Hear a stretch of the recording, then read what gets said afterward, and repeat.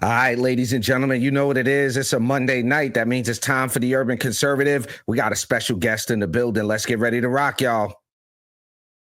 Welcome to the Urban Conservative Podcast, where we do not believe that avocado toast can save the planet or the world will end, because cars use gasoline. You won't hear that Wi-Fi is a basic human right, or that billionaires are secretly supervillains. Here, we do not believe that electric cars run on hopes and dreams. You also won't hear that anyone who disagrees with us is a fascist, or that socialism will make everyone rich.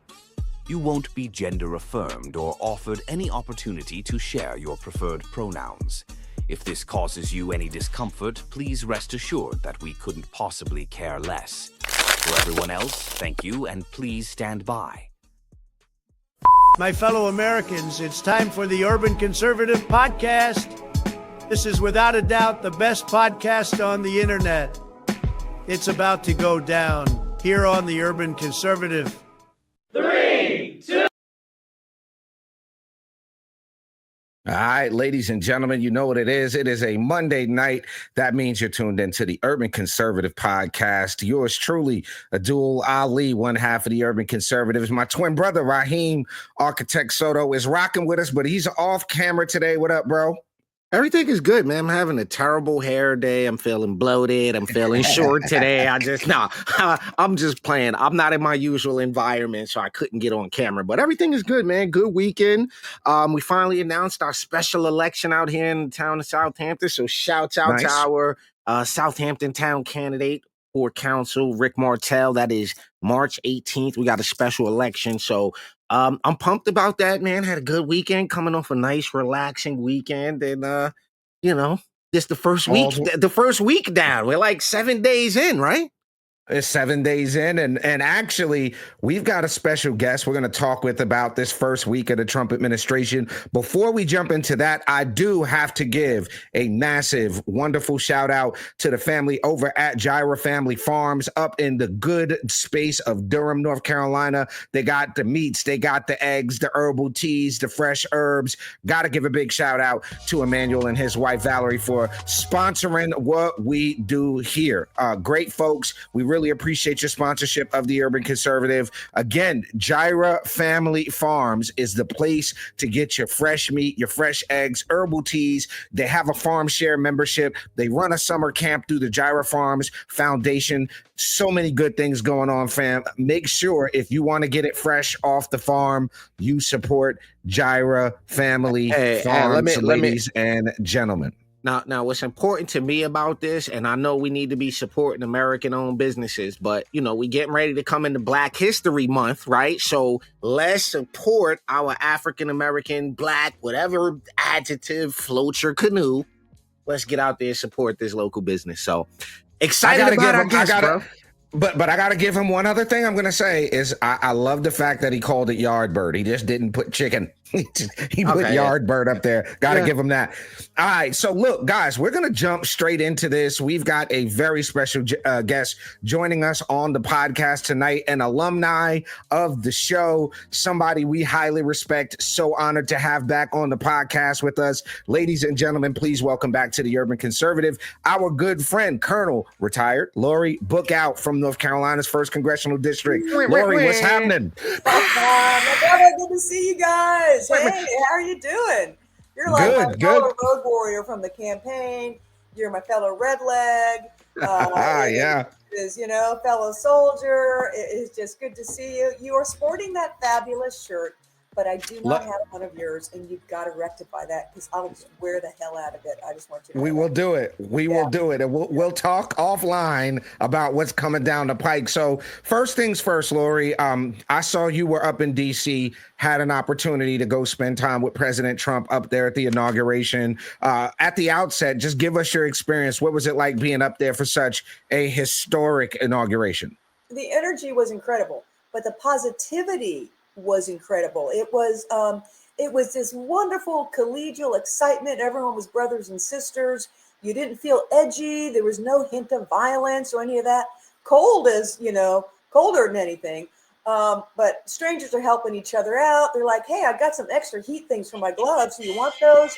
We're just taking care of each other, right? So nothing like, oh my goodness, the dog's going nuts. Nothing like some of what you've seen on TV with all the previous violence and everything. Friendly, fun, insanely cold. Went to a couple of balls. Did not get inside the rotunda. I was not a inside the rotunda. That was a pretty big deal. But just the happiness and the like, hey, this is the start of a golden age. Very exciting, very positive. Well, good. Glad to hear that. I was up there in DC, made a couple of balls and events myself. Pause. So I want to jump right in, right? Oh, we already got a shout out coming in. We love Laurie already coming in. Look at that. Oh, Fresh off the gate. Hello, girl. We love Renee. Hello, girlfriend. All right, I see Jada in the comments. Renee shouts out. So let's jump right in. I want to talk to you. The first thing I want to get your take on is this guy right here. Okay, Pete Hegseth confirmed as the next Secretary of Defense. What do you see as somebody who is a retired colonel? Served, come from a lineage of veterans. What are you expecting to see from the Hegseth Department of Defense? It's been a very depressing last 15 years. In the U.S. Army and in the military. I retired in 2010. Obama came in 2008. And the first thing he began to do was to neuter our military. He completely revamped our national military strategy. And I was in the Pentagon at the time. So one of my jobs was to help with writing the Army strategy. And the Army strategy goes under the Joint Strategy, Joint Warfighting Operations, which goes under the National Military Strategy, which goes under the National Security Strategy. So they're all nested, right? One of the first things Obama did when he came in, and this was public, but nobody talked about it, was take the word, oh God, the dog, Islamic extremism out of everything and start talking about domestic extremism. So what people don't talk about enough is that he turned the entire national security apparatus inside, not worrying about external threats like we used to, but looking at the inside, looking at domestic terrorism, looking at Catholic churches, looking at, patriots with flag tattoos, all that kind of stuff, right? Right. So this is such a huge turnaround. It's such a breath of fresh air. Everything he's doing is constitutional. It is correct. It's about lethality. It's about defending the nation. And it's about protecting and defending the Constitution of the United States. He's spot on. You know what I hope he brings back? And this is going to be showing my age here. Hold on. Let me see. PDUs. Very close. Exercise standards. Oh, my God. No, I was going to say, I hope he brings back Don't Ask, Don't Tell. That was such a great policy. I don't need to. I'm not going to ask you what you do. You don't have to tell me. If more people lived a life with Don't Ask, Don't Tell, I think things would be straight. So here's one of the things I noticed initially is Secretary of Defense Hegseth talked about getting a lot of these DEI initiatives out of the military, where I think it should be a meritocracy. And I had a chance to listen to a lot of his hearings. Is there I'm just playing devil's advocate. Is there anywhere that DEI does work in the military? Just if we're playing devil's advocate, Laurie? Well, not that I've seen. Look, okay. You're a black guy who served in the Army. I'm a white woman who served in the Army. We're both minorities as far as the Army's overall structure, right? You and I both worked as hard as anybody else to do what we did. So when I went to airborne school, you were still running in boots. The women ran with the men. It was all one standard, Didn't go to Ranger school. I would have died, but that's another story. But I don't think anything that you and I did in order to serve in the military compromised any standards, right? I don't think any DEI has done anybody any good. What I see now is a military less lethal. Honestly, I look at pictures of who's serving there, and I see them talking about their jobs, and their jobs are all about making other people feel good. And I'm like, that's not your job. Your job is to be lethal and support and defend the Constitution of the United States against all enemies, foreign and domestic. you're talking about feelings, you're talking about validating people, you're talking about being inclusive. Let's talk about lethality. Um, who's afraid? Who's afraid of an army that way? Look at what China does. They're teaching their kids to assemble and disassemble Chinese SKS rifles in like kindergarten. Mm. Facts. So one thing I noticed being in the military, I noticed that even the cooks would have to go qualify, right? Like I that was the whole process. Like, no, you're a soldier first. Yeah. You will go deal with the enemy first, but you also happen to cook. Like you do that over there. One other thing, when we talk about national defense, we talk about national security. I thought this was an interesting pick here. Kristi Noem over Homeland Security. What are your thoughts about seeing Kristi Noem over Homeland Security? I'll tell you what, she's tough, she's smart, she's been a governor, she understands the Constitution, and having defended the borders of her state and having, as a governor, have had to deal with the realities of illegal immigration and crimes and crime and drug and everything else. Governors have nightmares of dealing with that. She is an absolute expert, of that. I mean, I think the only person who could be qualified with her is the Texas governor right now. You know what I mean? I think as a governor, she is a perfect pick. I think she's tough. She's articulate. She's young enough to be strong enough to run hard.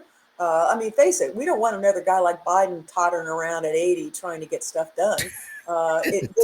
This is not an octogenarian's game. She's young, she's strong, she's smart, she's articulate. She's got tons of credibility, having been a governor. I think she's just great for the job. Love it. Love it. Well, look, you talked about not being an octogenarian's game, right? And I happened to just go look. First of all, they've revamped the White House website like ASAP, which I absolutely love. Like they did that super quick. But I was just looking at all this, right? And this is just in the last like 24 hours. Call with Prime Minister Modi of India, Trump's call with Hamad bin Isa Al Khalifa of Bahrain, White House statement on. I mean, a guy named Abdul Ali, you got to kind of work it out. But I look at this, right, and I go, where was this level of transparency from the Biden administration? Where was that? You know what? That having been said, there are 70-year-olds and then there are 70-year-olds, and Trump, his energy is unmatched. I mean, just from the day he sat and going, and then he's zipping down to Western North Carolina, and then he's zipping on the same day out to California. Honestly, the man's got energy to spare.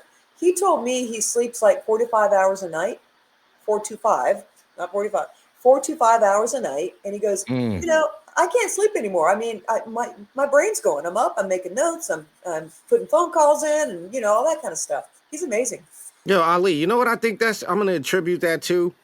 He hasn't had to do any liver damage repair. He's not been using internal energy and other to heal his lung because he don't smoke, he doesn't drink, he's not a partier. Fair point. So think about it. When your system is working like that, the energy you and I have to put towards making sure we don't Jack Daniels our kidneys out, right?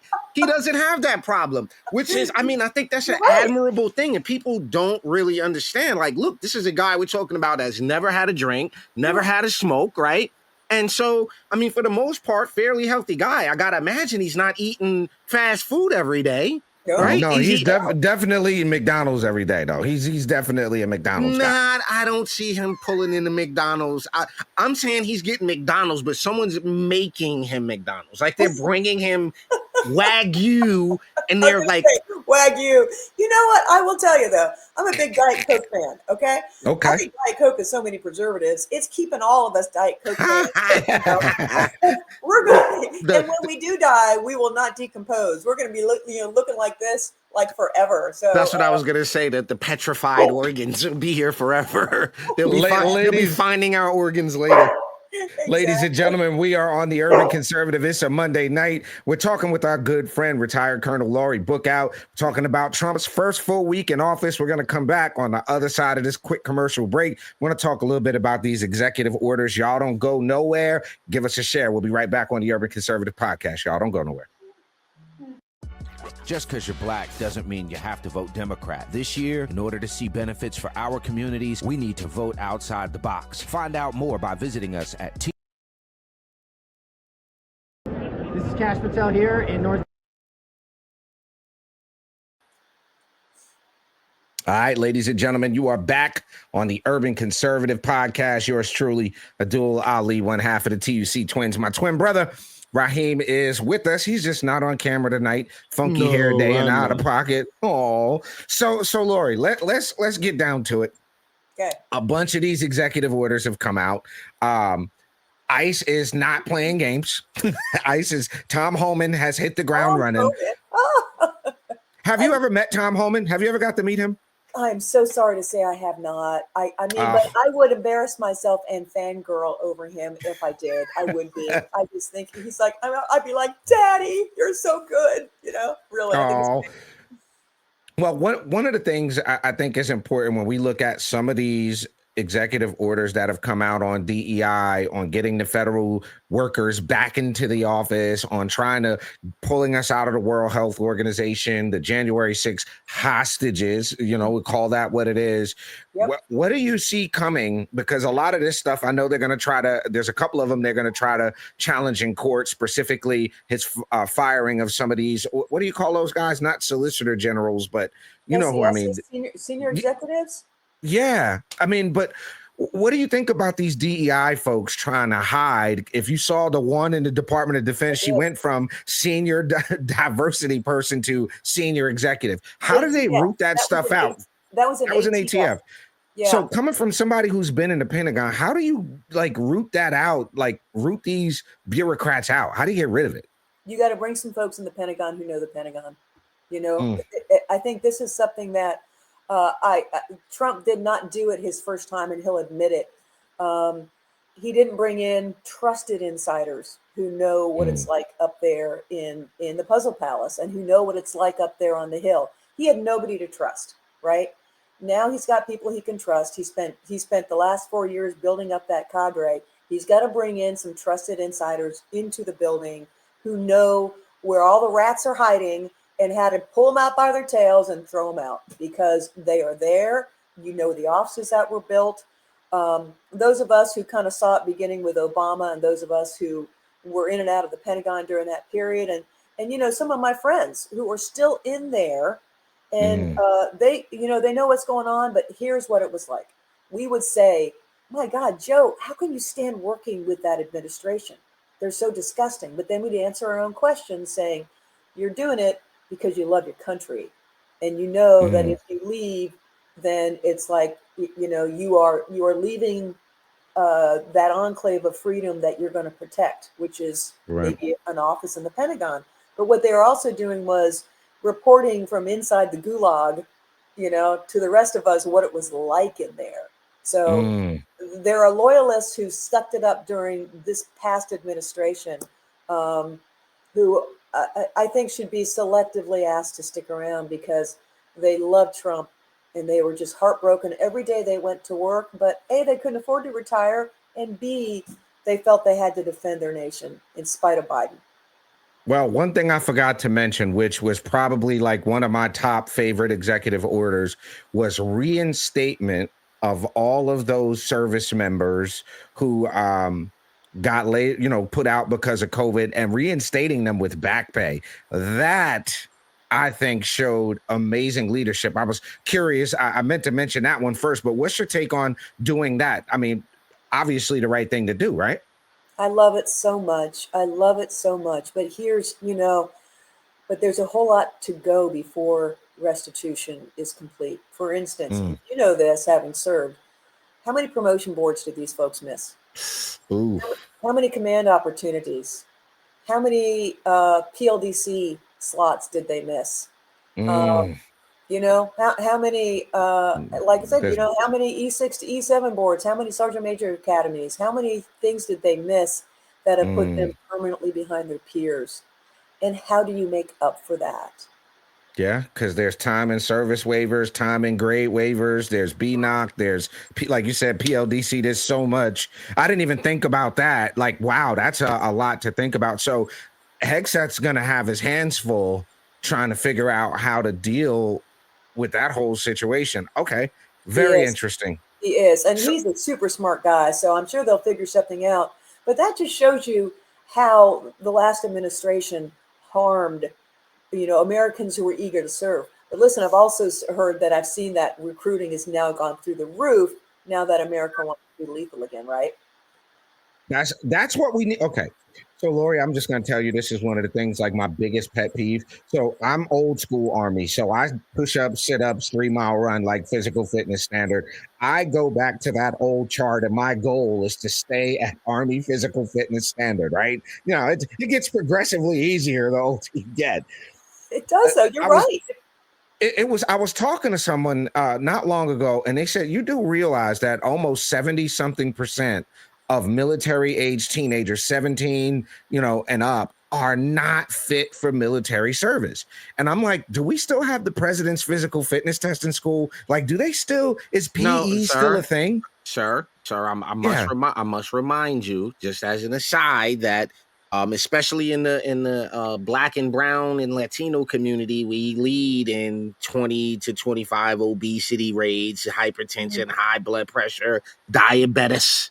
Right. So I do say diabetes. I just, shouts out Wilford. Diabetes. Oh, Yeah, love Wilford. But love it. I mean, just a reminder, Ali, that we're facing that, and that was also an agenda. That I think that is something that RFK or the Yeah. our food administration folks need to work out. Lori, have you seen this, like, from a military readiness perspective? Right? Am I wrong for being a little concerned that this many young people are this unsick, and then this unwell, and then what does our military look like in 10 years as a result of this, from your mind? Like, or should I not be worried, and I'm Oh. only just, like, I don't know where to, I don't know, you Well, gotta help no, me.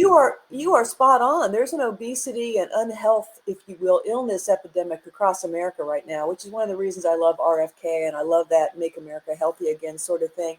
But it's not just in young people eligible to join the army; it is in people in the army. There are obesity and overweight rates over 20% in the military. And I don't say the army; I say all the services. So Wow. 20% of serving military are overweight. But you know, I'll tell you one of the reasons that is. Used to be if a soldier could not lose weight. It's like, you can't lose weight. You're not going to be fit for combat. You're going to have to leave the army, right? I mean, that's you guys know how it goes. Not Gotta go. everyone is privileged to serve. You have to meet standards, right? Now they have relaxed the standards so much because nobody wants to join a woke, crazy army that they're letting overweight people stay, they're letting um, people who are non-deployable stay. Let's talk about transgenders who undergo any type of surgery. You are not deployable if you have Mm, to be pumped full of hormones and have surgeries and all that kind of nonsense. You can't go fight a war if you honestly have to always take a testosterone shot every day, right? mm, It's kind of hard in combat to do that sort of stuff. So the army or the military has put up with a whole lot of folks who are not really qualified to fight because nobody wants to join and the pool's so small. I expect that to change very quickly now that we have a focus on lethality.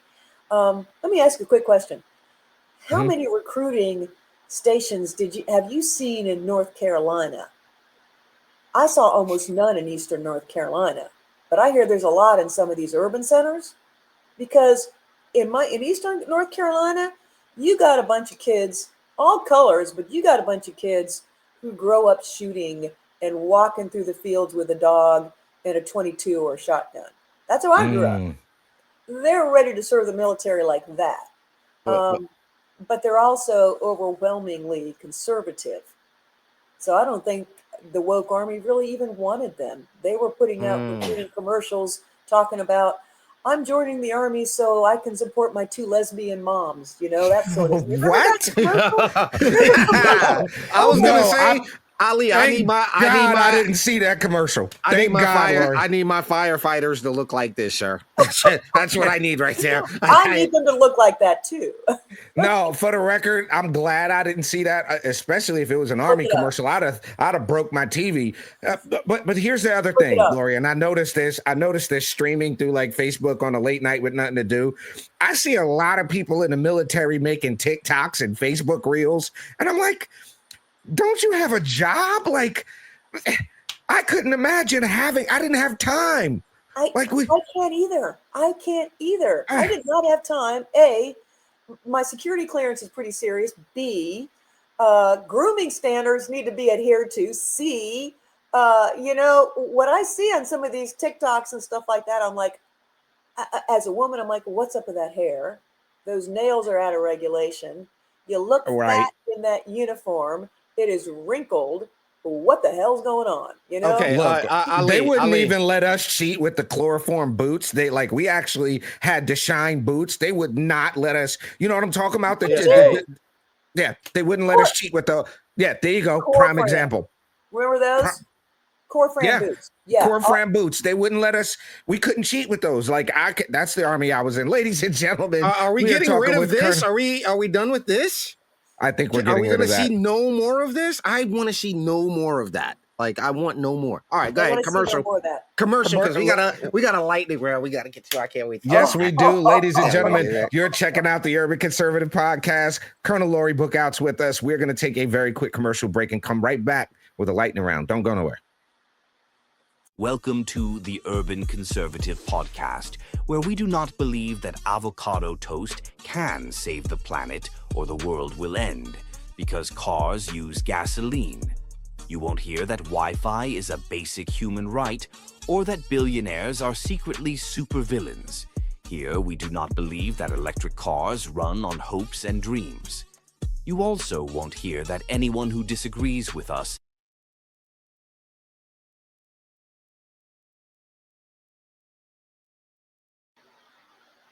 All right, ladies and gentlemen, go ahead. You got it. No, you got it.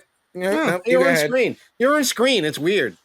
Okay, I got it, ladies and 'Cause gentlemen. they don't you're see back your on. mouth moving, but they hear me, and it's like, oh, he's not talking. So where's that coming? So you do it. You know what I got to do? I think we're gonna go get really a wanna see doll this made, audio. like a ventriloquist, a Muppet made of both of us, so that way when I'm off camera and just talking, he can like Muppet me. I think I'm gonna do that. Oh yeah, that'll be great. That'll be great. That'll be You're great. twins, okay? Twins. You're twins. It's all good. Hey, All right, I put did a you hat have any on mo- when I'm having a bad hair day. Oh, I okay, put a definitely. MAGA hat on when I'm having a bad hair day. I'm just saying Okay. that. Bro. Yeah, my fro will not fit in the MAGA hat right now. I let my daughter blow dry my hair. She's a hairstylist and she's been experimenting on my head. I am not going on camera. I'm gonna need a day or two. All right. So real quick before we I go got to lightning volume. If round, you saw this puff over here, it looked like I stuck my finger in the socket right now. You It's look not like a baby happening. lion. I like Yeah, it. yeah. It looked like buckwheat from Saturday Night Live. It's insane right now. I can't do it. Can't do it. real Rob, quick, that is racist. Cut that out. Oh my God, it's so racist of you, buckwheat. So listen, Laurie, one last person we didn't get a chance to talk about that I definitely want to get your take on is this young lady right here, our Attorney General of the United States. Thoughts on Pam Bondi? My girl. Did you see her like in that hearing blowing back every piece of nonsense they said? It's like they're talking about political persecution and stuff. She's like, let's talk a little bit about the lawfare of the last 4 years. I mean, she's just giving it back. It was gold. She's going to be tough. She's smart. She's loyal. But more than anyone else, she's honest. She's a constitutionalist, and that's what Right. we have to keep remembering every time people freak out over this administration. Like, we have a constitution. We're following it. There is nothing in here as a nation of laws, as a constitutional republic. There's nothing going on that is not completely valid per the idea of being a constitutional republic and the idea of the Constitution. There's nothing being violated. There's nothing wrong. There's nothing morally not aligned with that document. And she is on the money. Absolutely love it. All right, ladies and gentlemen. Okay, y'all know how we do here on the Urban Conservative. Each and every time a guest comes on the Urban Conservative at the tail end of the interview, for them to get the screen, full screen, they got to pass a lightning round. Raheem has worked out a lightning round for us. So, sir, let's get that lightning round cracking right around now. Here we go. All right, put my glasses on. I got to be C for this, man. Oh boy, here we go. All right. Woo, here we go. All right, Rob, let's go. All right, here are your lightning round questions for this interview. Are you ready? Yes. Okay. Backstreet Boys or NSYNC? Backstreet Boys. Pac-Man or Donkey Kong? Oh, Donkey Kong. Pac-Man's tired, man. Okay. Donkey Kong, where they're throwing it down, knocking him down. Yeah. Okay. All right. Kong. The Fresh Prince of Bel-Air or Family Matters? Oh, Fresh Prince, man. Totally Fresh Prince. When he gets out of the cab, it's like, yeah, there you go. Okay. Fresh Michael Prince. Jackson's Thriller or Prince's Purple Rain? Prince. Let me tell you what, Michael Jackson was talented, but man, Prince, whoo! And Purple Rain, they were both college albums for me. You have to know that. I'm old, but man, that Prince Purple Rain, shut up. Yep. Okay, I'm with it. Keep All right. rolling. All right. Purple Rain, baby. Woo! The Simpsons or Ren and Stimpy? The Simpsons. Man, I love me, especially the old Simpsons. You know, the younger get a little weird, but yeah, I mean, the newest ones, old Simpsons, classic. Okay. Nice. Madonna or Cyndi Lauper? Wow. Yeah. Maybe that's a deep cut. That's a deep cut. Gotta All have politics aside, because they're both crazy. Madonna's voice is not that great, but man, she is a very talented producer, and she really reinvents herself like every 5 minutes. She stays fresh, and I heard she had butt implants, which is fascinating to me. But it's like, how do you do that? I can't imagine it. But that's how she stays fresh. She's always something new, even if it's just a new butt. I don't know. She's fascinating. And a new face and new lips and new eyes. But no I eyebrows. digress. Yeah. Okay. All right. I got a couple of more for you. Okay. Which national park is located near Waynesboro, Virginia, offering scenic views and recreational activities? Oh my gosh. There's Shenandoah Acres, but there's the national park we used to go to and camp in college and drink beer in. It's the Something Forest National Park. Close enough. You're messing with me now. What is it? What's the name of it? Oh no, I'm not giving answers. I'm like, that was your answer. I can't fill in the answers. No. Okay. No, I want to know now. I want to know what that park is. Do your Googles. That's not what I'm here for, sir. It's not what I'm here for. I'm not here for answers. I'm here for questions. What is the name of the historic mansion located near Waynesboro, known for its unique architecture and excellent garden? Monticello? Correct. All right. Got 3 more here. Snoop Dogg or Old Dirty Bastard? You know what? This is another one where totally irrelevant in terms of, culturally and politically. I think Snoop's hilarious. When I was watching the equestrian events at the Summer Olympics, watching Snoop was gold, man. I mean, watching him out there, and both he and Martha Stewart are nuts as far as I'm concerned. But it's so entertaining. I'm a Snoop fan. Okay, last 2, Ali. Last 2. The Terminator or RoboCop? These are great questions. Wow. RoboCop. Okay. All right. Last but not least, I actually have like 19 more, but I'm just gonna ask this last one. I'm curious. I'm curious. I think I know how you're gonna answer this one. Okay. G.I. Joe or Transformers? You know what? I saw the Transformer movie, and Bumblebee. When Bumblebee hit, I was just I'm in love. Yeah, so I'm a Transformer girl. When Bumblebee did it for me, I just thought he was the cutest thing. So yeah, I'm a Transformer girl. How about you? I'm gonna have to go G.I. Joe because I watch it almost every other night. Okay. Okay. Yeah, Well, yeah, they direct the original cartoon. Like I really go to sleep oh, I to that. know. Like the I know. '80s cartoon, love it. All right, Yeah. yeah, so this one didn't make it. This was going to be my, Friends or Seinfeld. Ooh, Oh, I gotta know that. I got to see Seinfeld. Friends is Seinfeld was like they had no mercy. They were shameless. They were like like going after everybody hard. Very entertaining. Friends got a little smarmy. You know what I mean? That's the word. I like that. Smarmy. I mean, Yeah, yeah, I like it. Friends was a little. You're like, come on, man, be dunking on somebody. Come on, man, have There some we fun go. here. There we It go. wasn't. There we It go. wasn't tough enough. Yeah, it wasn't tough Well, enough. ladies and gentlemen, Laurie has passed the lightning round. And for that, you will get the full screen here in just a moment. Please plug away. Let the folks know how they can support you. What you got coming up. The floor is now yours. Awesome, thank you. Well, first, I have a question for you guys. Best song to open the dance floor at a wedding? Turn down for what, Lil Jon? Oh, that's a good one. Ra, what do you Works say? every time. What do you say? At a wedding? Yes. Mm-hmm. At Open a the dance wedding. floor Open at a the wedding. dance floor at a wedding. I'm gonna have to go with, if I'm DJing, the first thing I'm gonna play is "Treat 'Em Right" by Chub Rock. Oh, wow. Ooh, Okay. boom. Okay. Listen, 1990. Yeah, yeah. Good one. Yeah, we're gonna start there. All right. We'll start there. All I'm right. just gonna have Well, this one. Laurie,